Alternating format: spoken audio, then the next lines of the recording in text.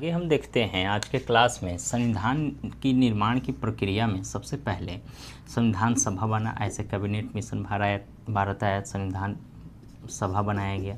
तो ये संविधान सभा बन तो गया, संविधान सभा बनाया गया और ये संविधान सभा एक लंबे समय के बाद बना। मार्च 1946 से लेकर दिसंबर 1946 तक का एक लंबा समय लगा, तब जाकर के हमारा संविधान सभा बनकर तैयार हुआ। और जब संविधान सभा बना तो ये 6 दिसंबर 1946 का वो दिन था जिस दिन संविधान सभा बना। अब देखिए संविधान सभा कैसे कैसे कौन कौन से कार्य कर रहा है, पूरा सीक्वेंस में आपको हम समझाएंगे और डिटेल्स में बताएंगे। देखिए 9 दिसंबर 1946 को इस संविधान सभा का बैठक होता है, पहली बैठक, फर्स्ट बैठक। देखिए बहुत इम्पॉर्टेंट है ये, पहली संविधान सभा की पहली बैठक कब होती है? 9 दिसंबर 1946।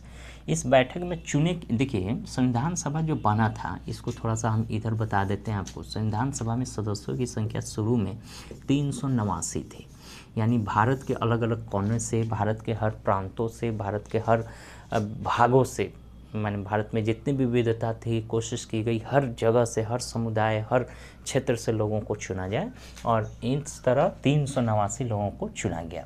ये 389 लोग कब चुनकर आए थे? 1946 में।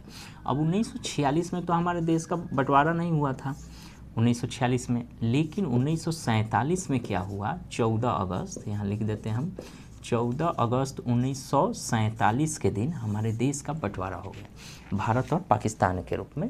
भारत का एक बड़ा हिस्सा टूट के पाकिस्तान अलग हो गया, उसी का एक और पार्ट इधर से पूरब से टूटा जिसको पूर्वी पाकिस्तान कहा गया। हालांकि बाद में ये पूर्वी पाकिस्तान 1971 में बांग्लादेश के नाम से फेमस हो गया, वो एक अलग इशू है, उसको अलग अगले किसी वीडियोज़ में हम देखेंगे। तो भारत का बंटवारा हुआ और पाकिस्तान एक देश निकल गया।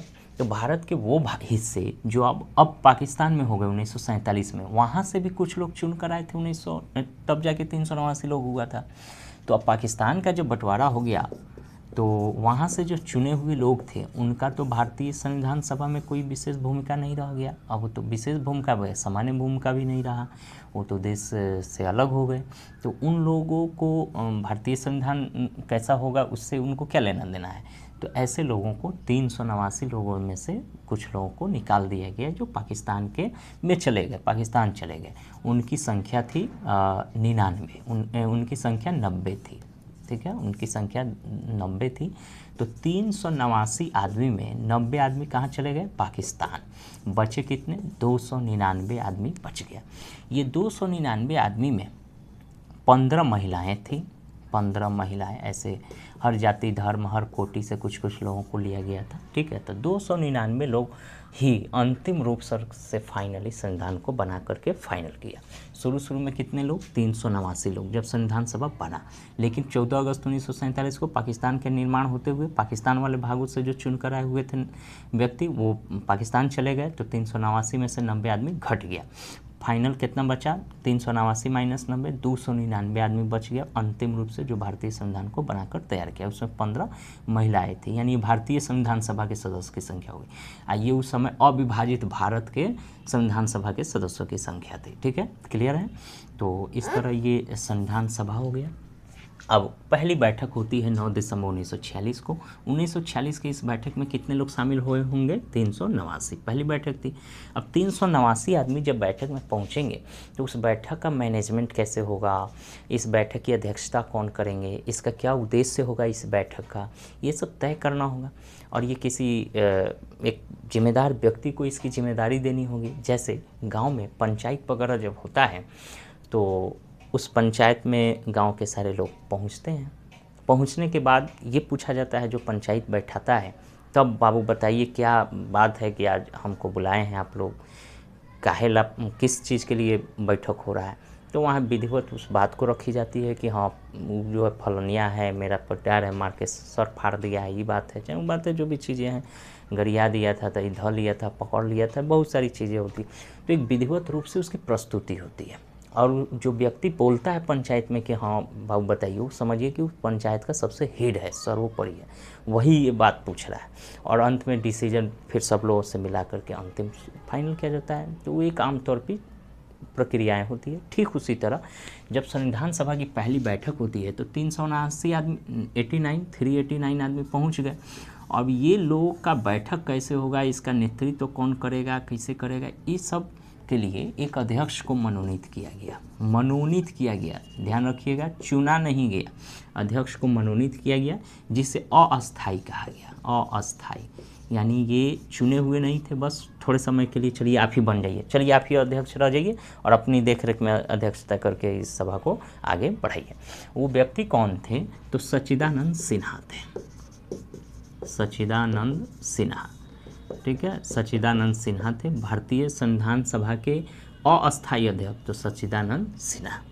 लेकिन ये चुने हुए नहीं थे, केवल मनोनीत कर दिए गए थे। चुनने का मतलब ये 389 आदमी अपना अपना मत देगा कि हाँ हम इस व्यक्ति को अध्यक्ष के पद पर देखना चाहते हैं, ठीक है, तो वो उस तरह चुना नहीं गया था, मनोनीत कर दिए गए थे, इसीलिए इन्हें अस्थायी अध्यक्ष कहते हैं।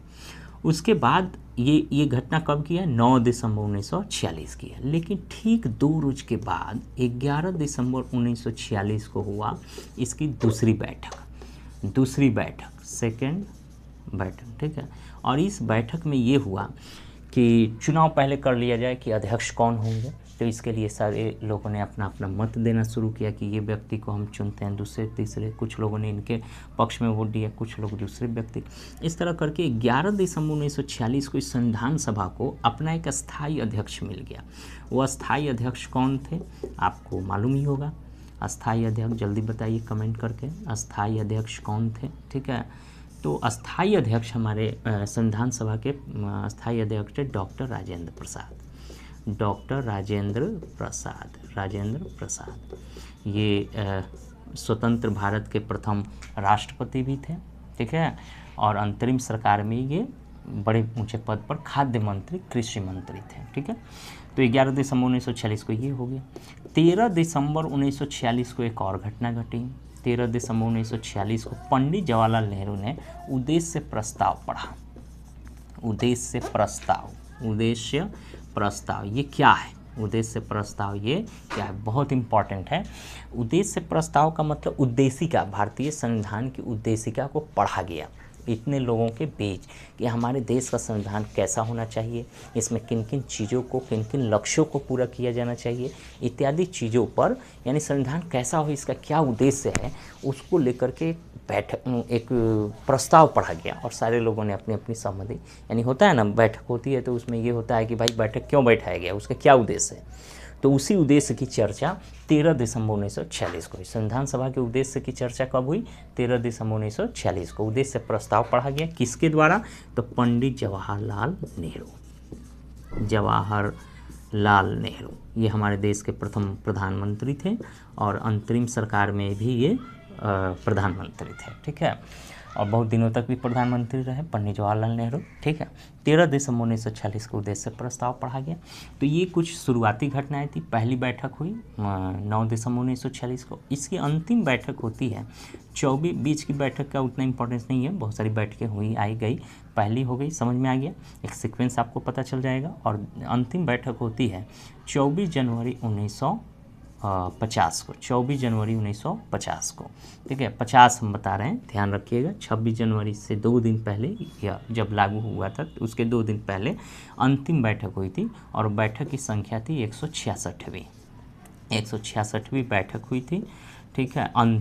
अंतिम बैठक, यानी कुल इस तरह बैठकों की कुल संख्या कितनी हो गई, 166, यानी अंतिम बैठक 166 हुआ तो यही ना काउंट हो जाएगा। पहली से लेकर के लास्ट तक कितनी बैठकें हुई, कुल बैठकें, तो 166 कुल बैठकें 166 हुआ। सत्र कितना चला, तो 11 सत्र चला अधिवेशन, ठीक है। सत्र यानी साल में 3 सत्र होते हैं, शीतकालीन सत्र, मानसून सत्र, और एक होता है शीतकालीन सत्र, मानसून सत्र, और एक होता है बजट सत्र। 3 सत्र होता है। कभी कभी विशेष सत्र बुलाए जाते हैं, कभी कभार, रेयरली, लेकिन ये 3 सत्र ही होते हैं। चूँकि संविधान बनने में मोटे तौर पर 3 वर्ष लगे। ऐसे तो 2 वर्ष 11 माह और 18 दिन थे, तो 18 दिन मीन्स 1 महीने में 12 दिन कम। तो इस 3 साल तक में, यानी साल में अगर 3 होंगे तो 3 तिहाई 9 हो गया, कुछ विशेष सत्र बुलाया गया होगा, इसलिए टोटल सत्रों की संख्या 11 हुई। संविधान बनने का काम शुरू हुआ कब? पहली बैठक से ही शुरू हो गया और अंतिम बैठक तक संविधान बनाने का ही काम किया गया। हालांकि संविधान पूरी तरह बनकर तैयार हुआ था 26 नवंबर 1949 को। 26 जनवरी 1949 को संविधान बनकर तैयार हुआ, लागू नहीं हुआ, बनकर तैयार हो गया संविधान। ठीक है, 26 नवंबर 1949 है, 46 नहीं 1949 है। 26 नवंबर 1949 को संविधान हमारा बनकर तैयार हो गया, रेडी हो गया। हालांकि लागू नहीं हुआ। तो इसी दिन 26 नवंबर को हम लोग संविधान दिवस मनाते हैं, क्योंकि इस दिन हमारा संविधान बनकर तैयार हुआ था, कॉन्स्टिट्यूशन डे। तो संविधान दिवस मनाया जाता है इस तारीख को, 26 नवंबर को। लेकिन 2 महीने के बाद 26 जनवरी के दिन इसे लागू किया गया 1950।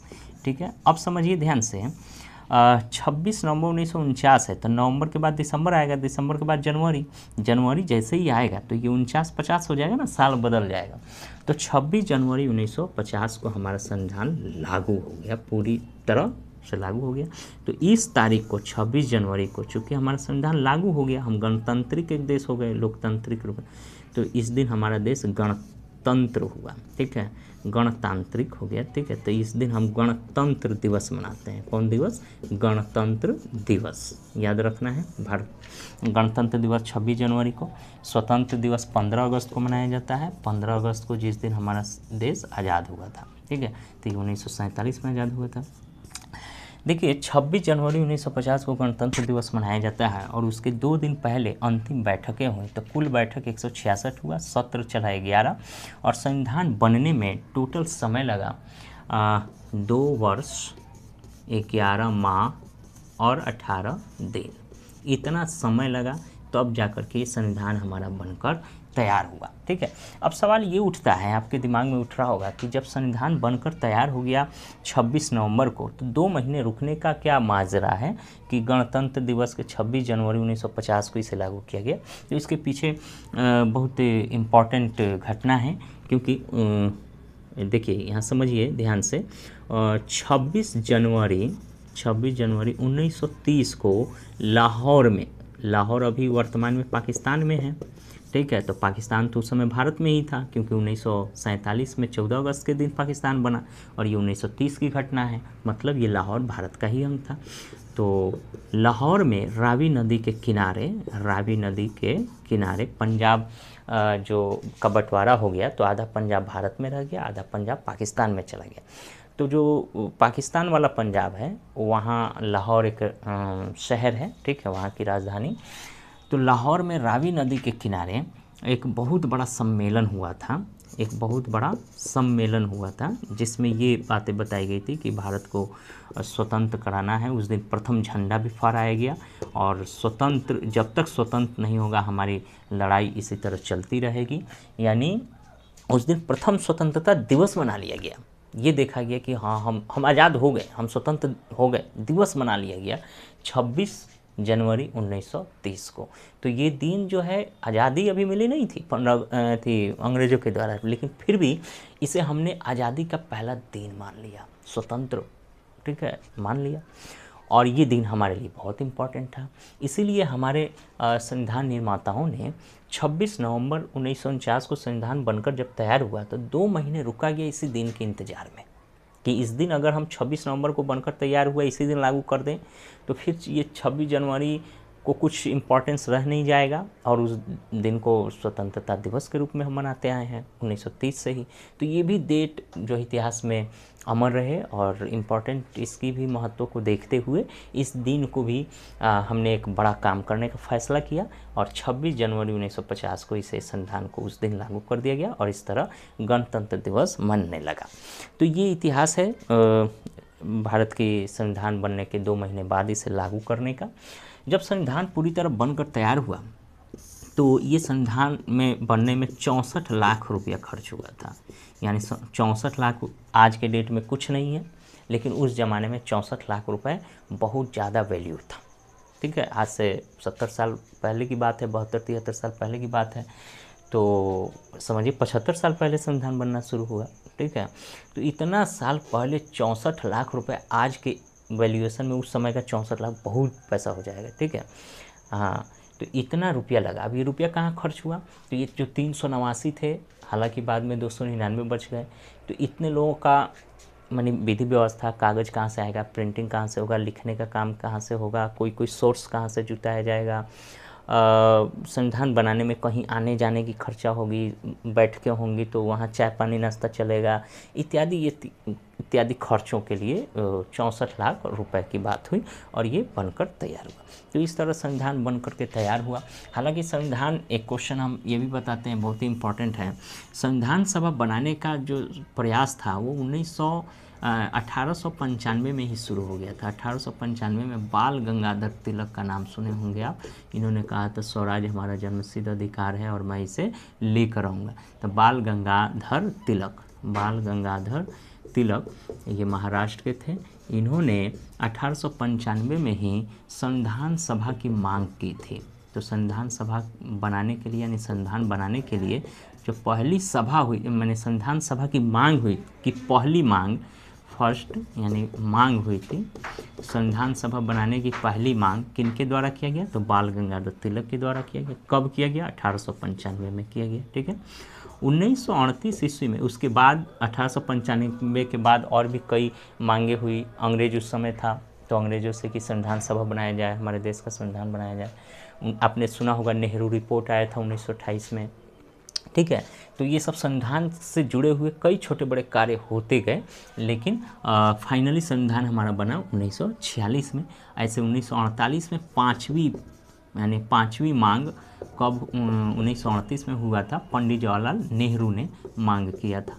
पंडित जवाहरलाल नेहरू ने संविधान सभा की मांग की थी, अंग्रेजों से की थी कि हमें अपना संविधान बनाना है, इसके लिए मांग की बात हुई। ठीक है, और इस तरह पांचवी मांग हुई। तो पहली मांग बाल गंगाधर तिलक ने, और अंतिम रूप से फाइनली जब कैबिनेट मिशन आया तब जाकर के संविधान सभा का फॉर्मेशन हुआ, संविधान बन गया।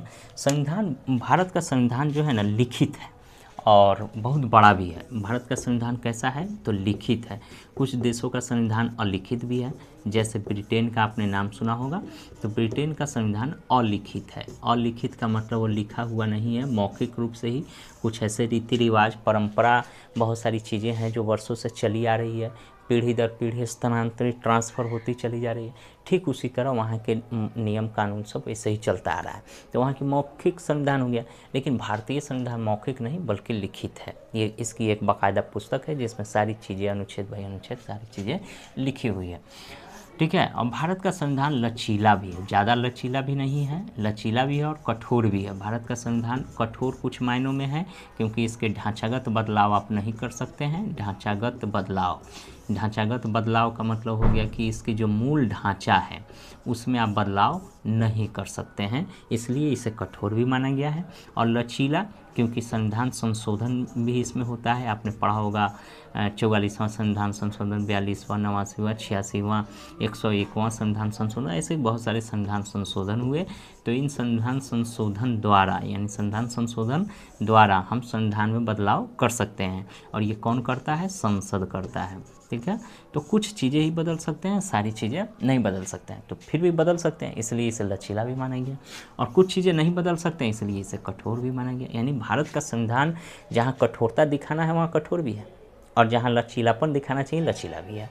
एकदम कठोर भी नहीं है, क्योंकि कठोर हो जाएगा अगर मान लेते उस समय बना दिया जाता तो 100 साल के बाद जो कानून 100 साल पहले जुड़े गए वो कानून 100 साल के बाद आउटडेटेड हो जाएंगे। कोई ज़रूरी नहीं है कि उसकी इम्पोर्टेंस तब भी वैसे ही रहेगी, नहीं, उसमें बदलाव होना चाहिए, क्योंकि परिवर्तन संसार का नियम है। और आज हमें जिस चीज़ की ज़रूरत है, ठीक है, वो संविधान में तब लिखा ही नहीं गया था, तो उसमें बदलाव जब तक नहीं करेंगे तो नया चीज़ उसमें जोड़ेंगे कैसे? तो लचीलापन तो होना चाहिए, क्योंकि उस समय के फालतू कानून को हटा सकें और आज के लिए आवश्यक कानून हम उसमें जोड़ सकें। ये लचीलापन का गुण हमारे संविधान को सजीव बनाता है। सजीव का मतलब जिंदा बनाता है, इसमें समय समय पर बदलाव होता है। ठीक है, और कठोर अगर हो जाएगा तो क्या, पूरा कठोर रहता तो क्या होता, फिर उसको हम बदल ही नहीं सकते हैं कुछ चीज़ें। हाँ, तो ये भारत का संविधान लचीला और कठोरता दोनों का मिश्रण है, ठीक है। भारत का संविधान लिखित है, ये भी चीज़ें हैं। भारत का संविधान बहुत बड़ा भी है, सबसे बड़ा है, दुनिया का सबसे बड़ा संविधान भारत का संविधान है। कुछ देशों का संविधान छोटा है, बहुत कम शब्दों में बहुत सारी चीज़ें लिखी, लेकिन हमारा संविधान बहुत बड़ा है। इसमें जब संविधान हमारा बना तो उस समय भाग 22 थे, ठीक है, भाग 22, अभी तो 25 हो गया है। अनुच्छेद का मतलब होता है, ये सब हम चर्चा करते हैं अभी, अनुच्छेद 395। और अनुसूची की संख्या कितना है, तो ये पहले 8 थी, अभी बढ़ करके 4 बढ़ गया है, तो अब 12 हो गया। पहले 8 थी, ठीक है, हालांकि अब 12 हो गया, तो अब 8 नहीं बोलेंगे, 12 ही बोलेंगे, ठीक है। अभी तो भाग की संख्या 22, अनुच्छेद 395, तो पहले वाला इधर लिख देते हैं और अभी वर्तमान वाला नीचे लिख देते हैं। 22 अनुच्छेद 395 की जगह पर 448 और अनुसूची 8 की जगह पर 12 अनुसूची हो गई है, ठीक है। तो भाग का मतलब क्या होता है, भाग अनुच्छेद में क्या अंतर, अनुसूची में क्या अंतर, इसे समझ लेते हैं ध्यान से। देखिए, किसी भी चैप्टर को जब, किसी भी पुस्तक को जब आप खोलते हैं तो उस पुस्तक में कुछ चैप्टर्स होते हैं, चैप्टर नंबर 1, 2, 3, 4, 5 इस तरह होते हैं। उस चैप्टर को आप देखिए, बुक के अंदर तो बहुत सारी चीज़ें हैं, 10 चैप्टर है, आप 10 चैप्टर को एक पे पहला पेज से लेकर लास्ट चैप्टर तक लिख देंगे तो कौन सी बात कहाँ है पता ही नहीं चलेगा, खोजते खोजते आदमी परेशान हो जाएगा, ठीक है। तो इसको वर्गीकृत करने के लिए एक तरह के विषय को एक चैप्टर बना दिया, दूसरे तरह के विषय को दूसरा चैप्टर बना दिया, तीसरे तरह के तीसरा बना दिया, तो इसको वर्गीकृत कर दिया गया चैप्टर वाइज, ठीक है। तो वो चैप्टर एक हो गया ताकि बुक को पढ़ना आसान होगा, कौन सी चीज़ें किस चैप्टर में है ये समझना आसान होगा। और उस चैप्टर के अंदर जब जाएंगे तो कुछ सब टॉपिक्स होते हैं, ये टॉपिक्स होते हैं, चैप्टर के भी कई भाग होते हैं, तो वो चैप्टर को एक सीक्वेंस में सजा करके देता है, ठीक है। ठीक उसी तरह हमारा भी संविधान एक बड़ा संविधान है, बहुत सारी चीज़ें इसमें हैं। अब सारा चीज़ें अकेला रहेगा, गाजूर माजूर रहेगा तो कौन बात कहने है पता नहीं चलेगा, खोजना पड़ेगा एकदम पहला चैप्टर से लेके लास्ट चैप्टर तक, पता नहीं चलेगा कौन बात किधर। तो उसको भाग में, अनुच्छेद में, अनुसूचियों में सजा दिया गया है। और एक तरह की चीज़ें एक जगह है, दूसरे प्रकार की चीज़ें दूसरे जगह है, तीसरे प्रकार की चीज़ें तीसरे जगह। तो कहने का मतलब भाग क्या है, जिस तरह बुक को चैप्टर में बांटा गया है उसी तरह पूरे संविधान को भाग में बांटा गया है। मतलब भाग 22 का मतलब ये हुआ कि हमारा संविधान 22 चैप्टर है। हमारे संविधान में कितना चैप्टर है, 22 चैप्टर है, ठीक है। भाग 1 चैप्टर है, ये एक प्रकार की चीज़ है। भाग 2 जो है ये एक प्रकार की चीज़ है, ये दूसरा चैप्टर हो गया। भाग 3 जो है एक अलग चैप्टर है। भाग 4 इस तरह करके 22 भाग तक 22 चैप्टर्स देखने को मिलेंगे। और जो भी संशोधन हुआ है उसमें क ख जोड़ करके बढ़ा दिया गया है, तो 22 चैप्टर के जगह पर अभी 25 हो गया है, हम 22 से लिख दिए हैं, 25 चैप्टर हो गया। लेकिन 23वां कोई भाग नहीं है, 22 के बाद 23वां कोई भाग है ही नहीं, बस उसका क बढ़ाया गया है। जैसे उदाहरण बताते हैं, भाग 3 में मौलिक अधिकार है और भाग 4 में नीति निर्देशक तत्व है। तो मौलिक अधिकार के जस्ट बगल में मौलिक कर्तव्य, ये दोनों चीज़ें एक समान है। तो भाग 3 में मौलिक अधिकार है और भाग 3 के क में मौलिक कर्तव्य है। तो 3 है और 3 के बाद 4 होगा। अब मान लेते हैं 23वां में देंगे तो मौलिक कर्तव्य मौलिक अधिकार के पास होना चाहिए ना, आखिर 23वां में हो जाएगा, बहुत दूर हो जाएगा। इसीलिए मौलिक अधिकार के बगल में मौलिक कर्तव्य दिया गया। तो भाग 3 में मौलिक अधिकार और भाग 3 के क में मौलिक कर्तव्य। तो इस तरह करके 22-25 तक हो गया अनुच्छेद, लेकिन 23वां कोई नहीं है, 22 ही है, क ख केवल बढ़ गया। उसी तरह अनुच्छेद 395, अब एक भाग में एक संबंधित चीज़ है, दूसरे भाग में दूसरा, तीसरे भाग में तीसरा, चौथा, इस तरह करके। तो भाग 1 का मतलब हुआ एक चैप्टर, और एक चैप्टर में कुछ अनुच्छेद हैं। जिस तरह चैप्टर के कुछ टॉपिक्स होते हैं उसी तरह इस भाग के कुछ अनुच्छेद होते हैं। तो ये अनुच्छेद, कुछ अनुच्छेद भाग 1 में, कुछ अनुच्छेद भाग 2 में, कुछ अनुच्छेद भाग 3 में, इस तरह करके किसी भाग में 21 अनुच्छेद है। जैसे 368 भाग संख्या 21 में है, संविधान संशोधन 21 है, ठीक है। और कोई भाग में बहुत ज़्यादा अनुच्छेद है, 150 अनुच्छेद है, तो यो है। इस तरह करके 395 लगभग 400 के करीब हुआ, ठीक है। 395 अनुच्छेद इस 22 भागों में बटे हुए हैं। लेकिन इस अनुच्छेद में समय समय पर परिवर्तन हुआ। जैसे 21 अनुच्छेद कुछ कहता है, 22 कुछ और कहता है। शिक्षा का अधिकार 21 के क में है, तो 21 के क जोड़ा गया कि नहीं, एक अनुच्छेद बढ़ गया, 395 के बाद 396 नहीं लिखा गया, क्योंकि 396 लिखा जाएगा तो दूसरा चीज़ हो जाएगा, 395 के बगल में हो जाएगा, जबकि 21 के क 21 के बगल में जोड़ा गया। एक तरह की चीज़ें एक तरह होनी चाहिए, इसलिए क ख जोड़ा गया। तो 395 अनुच्छेद के जगह पर 448 अनुच्छेद है। हाँ, तो ये भाग और अनुच्छेद दोनों साथ साथ चलते हैं, भाग जैसे जैसे बढ़ता है वैसे वैसे अनुच्छेद बढ़ता है, कुछ ये हो गया। लेकिन अनुसूची इसको इन सब से लेना देना नहीं है, ये अलग प्रकार की, ये अलग से कुछ चीज़ें ऐसी थी जो किसी भी भाग में किसी भी अनुच्छेद में नहीं आई लेकिन इम्पॉर्टेंट है, तो वैसे विषयों को एक अनुसूची बना दिया गया और उस अनुसूची को लास्ट में उस संविधान में जोड़ दिया गया। इस तरह अनुसूची की संख्या 8 थी, अभी वर्तमान में 12 अनुसूची, अब 8 के बाद 9 हो जाएगा, 10 हो जाएगा, ये अलग प्रकार का एक विषय वस्तु है, ठीक है।